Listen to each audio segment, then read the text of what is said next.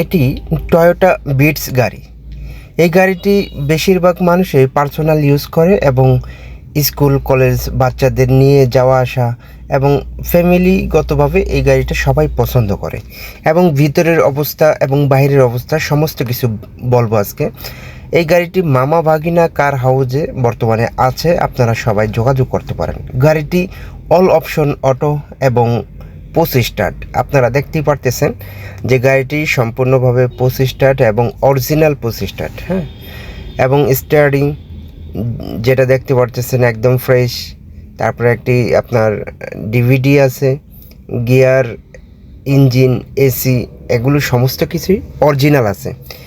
এবং সাইডের সমস্ত কিছু দেখতে পারতেছেন এবং সিট কাভারগুলো অরিজিনাল, যেটা কোম্পানি থেকে দেওয়া হয়েছে ওই অরিজিনাল অবস্থায় সিট কাভার আছে।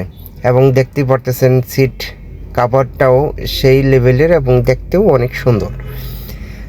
গাড়িটির ভিতরে এবং বাইরে একদম ফ্রেশ অবস্থায় আছে এবং যেরকম অরিজিনাল অবস্থায় ছিল এরকমই আছে। এবং ইঞ্জিনের কন্ডিশনটা খুবই ভালো এবং দেখতে পারতেছেন যে ইঞ্জিন আপনার এবং ব্যাটারিটা একদম নতুন।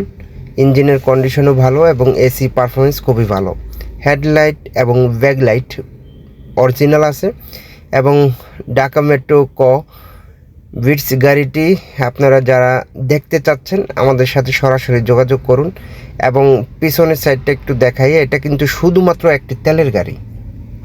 এই দেখুন, অরিজিনালভাবেই তেলে আছে, এখন তৈরি কোনো রকমের এলপিজি বা সিএনজিতে রূপান্তর হয় নাই।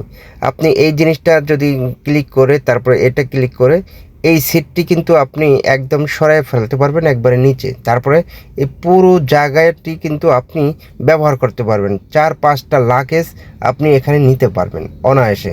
যেমন প্রোবক্সের ভিতরে পিছনে অনেক জায়গা আছে, ঠিক এটাও কিন্তু এরকমই জায়গা আছে। এবং আপনারা দেখতে পারতেছেন গিয়ারের লোগোটাও কিন্তু বেশ ভালো দেখাচ্ছে।